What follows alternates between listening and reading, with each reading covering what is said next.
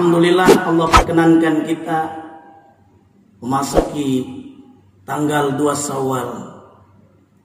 Selaku khatib mengucapkan taqabbalallahu minna wa minkum taqabbal ya karim. Semoga amal ibadah kita diterima oleh Allah Subhanahu wa taala. Saum kita, qiyamul lail kita, baca Quran kita, sedekah kita dan amal kebaikan yang lainnya diterima oleh Allah Subhanahu wa taala, dan kita senantiasa meningkatkan takwa kita kepada Allah Subhanahu wa taala. Harapannya tak lain sesuai dengan bulan yang ada sekarang, yaitu memiliki makna Syawal. Syawal itu tak lain adalah peningkatan amal kebaikan. Idul Fitri memiliki makna kembali kepada kesucian, kepada fitrah. Manusia dilahirkan dalam keadaan fitrah. Kullu mauludin yuladu 'alal fitrah, dalam keadaan suci. Ternyata yang sangat sulit adalah menjaganya agar jiwa kita tetap suci, agar harta kita menjadi bersih dan sebagainya. Yang sangat sulit adalah menjaganya. Sudah sucikah, sudah fitrikah amal ibadah kita semuanya saat setelah Ramadan sudah melewati kita? Bagaimana mendawamkan amaliyah di bulan Ramadan yang bisa kita praktikkan dalam 11 bulan setelah Ramadan? Di antaranya adalah saum, beribadah puasa. Beribadah puasa ternyata tidak hanya ibadah puasa di bulan Ramadan, tapi ada saat kita berjanji, saat mendapatkan order dalam proyek, dalam bisnis, kita berjanji, saat saya memperoleh bisnis proyek 5 miliar, saya akan berpuasa 1 hari. Ternyata puasa yang namanya nazar pun menjadi wajib untuk segera kita tunaikan saat dikabulkan oleh Allah Subhanahu wa taala. Demikian halnya puasa qada dan seterusnya, kifarat. Oleh karenanya, ma'asyiral muslimin rahimakumullah, ada amaliyah yang dilaksanakan oleh Nabi dan para sahabat setelah Ramadan, yaitu ibadah saum 6 hari di bulan Syawal. Nabi menyatakan dalam sabdanya, orang yang berpuasa di bulan Ramadan 30 hari ditambah 6 hari di bulan Syawal, maka ibaratnya pakaan nama shaumad dahri, ibaratnya itu ibarat 1 tahun pahalanya. Kalau kita renungkan dalam Al-Quran surah Al-An'am ayat 160, Allah menegaskan dalam firman-Nya, man jaa bil hasanati falahu asru amsalihah. Orang yang melaksanakan amal kebajikan termasuk berpuasa diganjarkan oleh Allah 10 kali lipat. Saum, ibadah di bulan Ramadan 30 hari ditambah 6 hari di bulan Syawal dikali 10 ternyata menjadi 360 hari, kurang lebih 1 tahun lamanya. Syaratnya adalah iman dan ikhlas. Maka yang diseru oleh Nabi Sallallahu Alaihi Wasallam bahkan dalam Al-Quran adalah iman. Maka Nabi menyatakan dalam sabdanya, man shoma ramadhana imanan wa ihtisaban ghufira lahu ma taqaddama min dhanbi. Orang yang berpuasa karena iman dan ikhlas, maka ganjarannya, benefitnya adalah ghufira lahu ma taqaddama min dhanbi, diampuni dosanya oleh Allah Subhanahu wa taala. Apalagi kita alhamdulillah sudah melaksanakan menunaikan zakatul fitri, atau ulama menyebutnya dengan istilah zakatus saum, zakat yang ditunaikan saat umat Islam berpuasa di bulan Ramadan.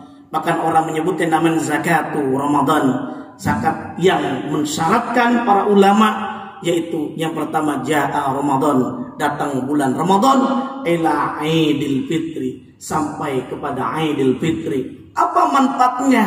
Nabi menyatakan dalam sabdanya, kita melaksanakan kewajiban bayar zakatul fitri, yaitu tak lain tuhuratun lis-shaimi, membersihkan bahkan menyucikan jiwa orang yang berpuasa dari apa saja, minal lagwi wal rafasi, dari perkataan yang tiada gunanya, termasuk boleh jadi perkataan-perkataan yang maksiat kepada Allah Subhanahu wa taala.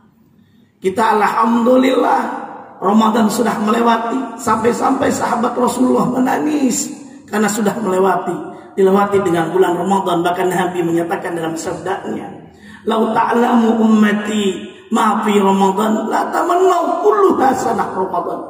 Seandainya umatku tahu betapa mulianya di bulan Ramadan, mereka menginginkan semuanya bulan adalah bulan Ramadan yang amaliyah yang sangat luar biasa. Malam yang terdapat di sana malam yang lebih baik daripada 1000 bulan. Semoga kita juga termasuk hamba-hamba minal aidin wal faizin, orang-orang yang memperoleh kesuksesan, memperoleh malam yang lebih baik daripada 1000 bulan, yaitu mendapatkan malam Lailatul Qadar. Amin ya rabbal alamin. Tentunya saat datang bulan Syawal, yang perlu kita introspeksi adalah 1 bulan kita diterpa dengan madrasah-madrasah, pelajaran-pelajaran di bulan Ramadan masih bisa kita lanjutkan, di antaranya saum. Tidak hanya saum di bulan Syawal yang fadilahnya sangat luar biasa sekali. Bahkan di dalam Sirah Ibnu Hisam disebutkan Nabi SAW usianya 63 tahun. Ternyata beliau sakitnya cuma 2 kali. Yang pertama saat beliau diracun oleh perempuan Yahudi, yang kedua saat menjelang ajal. Tak lain rahasianya adalah karena rajin berpuasa. Nabi berpuasa Senin Kemis. Senin adalah tentunya Senin Kemis, berarti setiap minggu 2 kali. Dalam 1 bulan berarti 2 dikali 4, berarti 8 hari Nabi berpuasa. Kalau Yaumul Bid, yaitu berpuasanya tanggal 13, 14, 15. Dengan rumus menurut Dr. Zaidul Akbar, ternyata Nabi sukses, Nabi sehat karena Nabi berpuasa dengan rumus 8 ditambah 3 ditambah B. 8 berarti puasa Senin Kamis. Kemudian ditambah dengan 3 puasa Yaumul Bid setiap bulannya. Ditambah Nabi berbekam. Bahkan Nabi minum madu.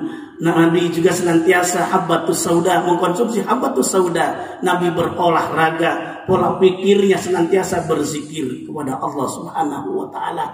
Saat mendapatkan ujian dari Allah, orang yang beriman itu memperoleh kenikmatan luar biasa. Dikasih kenikmatan dia semakin bersyukur, dikasih ujian dia semakin bersabar kepada Allah Subhanahu wa taala. Wajar saja kalau Ibnu Taimiyah menyatakan, mengilustrasikan orang yang beriman memperoleh kelezatan luar biasa. Wa yaltazul mu'minuna bi dzikrillahi wa ma'rifati. Orang yang memperoleh kelezatan iman karena tak lain tak bukan bi dzikrillah, senantiasa dia mengingat Allah wa ma'rifati, dan mengenal Allah Subhanahu wa taala. Ramadan tak lain juga diturunkannya malam yang di dalamnya malam yang terbaik, yaitu turunkannya Al-Qur'an.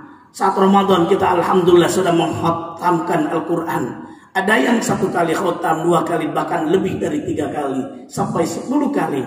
Hendaknya amaliyah, tadarrus, dan kita membaca Al-Quran bisa kita praktekkan terus pada 11 bulan berikutnya. Nabi menyatakan dalam sabdanya, "Nawwiru buyutakum bisolati wa tilawatil Quran."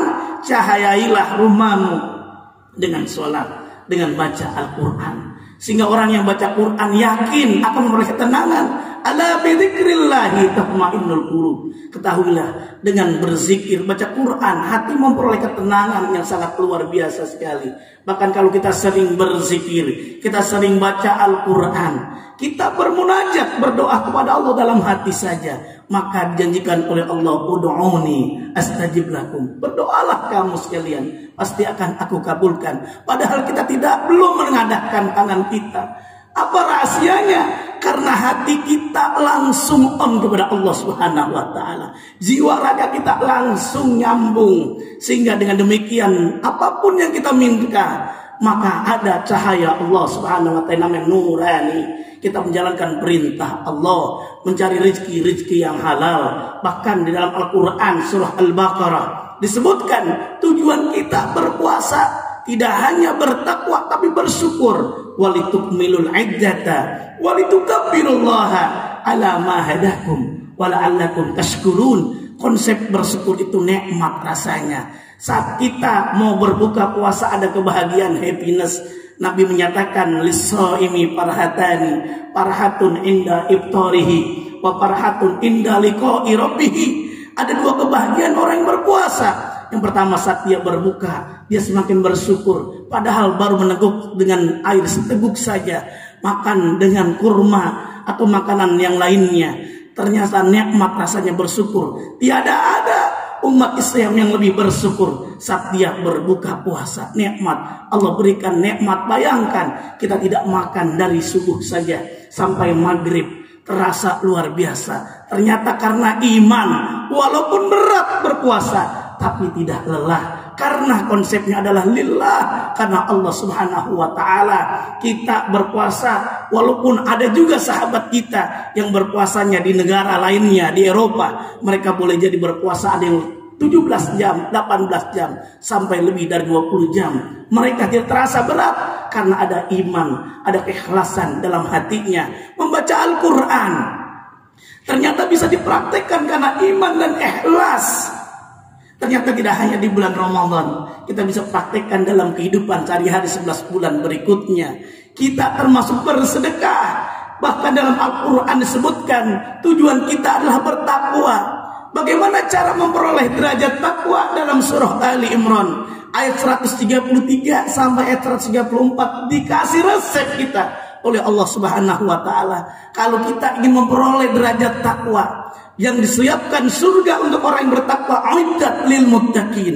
Orang-orang yang bertakwa amaliannya ada 3. Di antaranya Allah menegaskan orang yang menginfakkan rizkinya, orang yang menyediakan rizkinya di jalan Allah Subhanahu wa taala, baik dalam keadaan happiness maupun dalam keadaan paceklik, rezekinya dikasih ujian oleh Allah tidak banyak. Alladzina yunfikuna fis-sarra'i wad-dharra. Bahkan dengan dia bersedekah, rezekinya bukan berkurang tapi bertambah. Mana kasat sedekah min malin. Bukankah Allah menegaskan ketika turun Al-Quran Karim yang menjelaskan lan tanalul birra hatta tunfiqu mimma tuhibbun.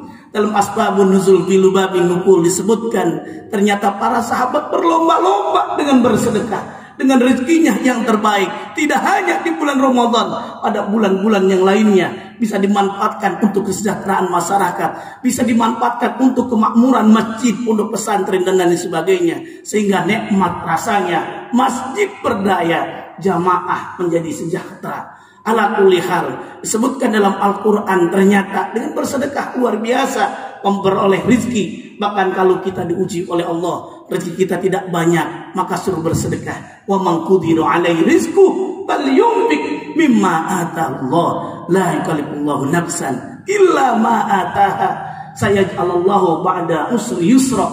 Nabi juga mencontohkan dalam hadis Nabi, kalau kita ngasih makan orang yang sedang berpuasa, yang namanya iftar, kemudian 1 orang, maka pahalanya buat 1 orang buat kita. Luar biasa. Itu tidak hanya dalam bulan Ramadan, dalam saum Senin dan Kamis dan puasa yang lainnya pun bisa kita memperoleh pahala. Man fattara saiman kana lahu mislu ajri mislihi. Orang yang dia saat beri makan untuk berbuka puasa, maka pahalanya kana lahu mislu ajri mislihi. Pahala ganjarannya yang sangat luar biasa. Bahkan kita berbuat baik sama bapak kita, ibu kita, ingatlah kita sering membelanjakan ibu kita yang masih hidup, bapak kita yang masih hidup dengan memberikan makanan. Jangan hanya baik di bulan Ramadan, masih ada 11 bulan, mumpung masih ayah kita masih hidup, bapak kita masih hidup, ibu kita masih hidup. Jadilah kita anak yang terbaik. Saat kita meninggal dunia tidak bisa lagi kita berbakti sama ibu kita, bapak kita. Saat kita meninggal dunia tidak lagi kita menjadi ayah yang baik. Saat kita meninggal dunia tidak lagi kita menjadi suami yang baik. Saat kita meninggal dunia, saat kita menjadi pengelola DKM, pengurus DKM, pengurus lembaga zakat, berikan yang terbaik. Maka dengan demikian tasarruful imam ala ra'iyati manutun bil maslahah. Yang ada adalah bermaslahat, manfaat-manfaat sesuai dengan harapan dari Nabi sallallahu alaihi wasallam. Khairun nas anfa'uhum linnas. Sebaik-baik manusia adalah manusia yang bermanfaat dengan hartanya, tidak sayang-sayang. Bahkan Abdurrahman bin Auf bersedekahnya luar biasa, yang awalnya 40.000 dinar, nah sampai Abdurrahman bin Auf bersedekah 700 ekor unta dengan senantiasa termasuk juga kafilah barang dagangannya dari Syria atau Syam menuju Madinah. Ternyata rezekinya bukan berkurang, bertambah. Bahkan kalau kita cek, boleh jadi kita tanya diri kita sendiri, pastikan, buktikan dengan bersedekah. Gara-gara kita bersedekah 20.000 saat kita membeli makanan di food court harganya 200.000 rupiah, ternyata saat kita membayar tidak jadi. Karena kenapa? Kita bersedekah 20.000 rupiah.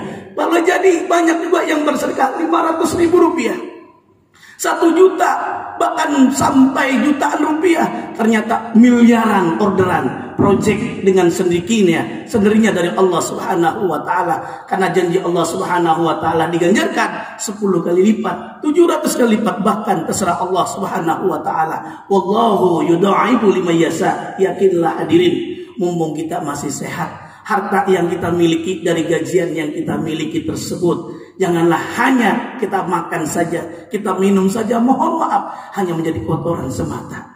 Kalau kita makan, kita minum, kemudian kita sedekahkan, kita titipkan untuk pembangunan masjid, untuk program-program pemberdayaan ekonomi umat, bahkan sangat luar biasa sekali. Insya Allah harta kita menjadi berkah. Dengan semakin bersedekah, insya Allah harta kita menjadi berkah. Saat harta kita cukup nisab, cukup haul, agar harta kita senantiasa meningkat, jangan lupa keluarkan zakat. Ini pun tidak hanya di bulan Ramadan. Saat harta kita cukup nisab, cukup haul, Nabi menyatakan la zakata hatta yahula alail haul, maka tidak wajib zakat saat harta kita cukup nisab dan cukup haul. Berbeda zakat emas dengan pertanian. Kalau pertanian saat nisab saja, ternyata wa'atu haqqahu yauma sodi, tunaikan zakat saat panen. Panen dulu setahun sekali, sekarang bisa 2 kali, 3 kali. Termasuk penghasilan gaji yang kita miliki, panennya adalah di antara para ulama menyatakan sebulan sekali. Bisa menggunakan fatwa MUI, yaitu tahun 2003, yaitu setahun sekali ditunaikan dengan konsepnya adalah nisabnya 85 gram emas. Insya Allah harta kita akan semakin berkah, harta kita akan semakin bersih, jiwa kita semakin cuci. Dan apapun yang kita lakukan ada keberkahan dalam hidup kita. Bahkan apapun yang kita lakukan ada konsepnya as-sulhu, adalah keberesan. Amin ya rabbal alamin.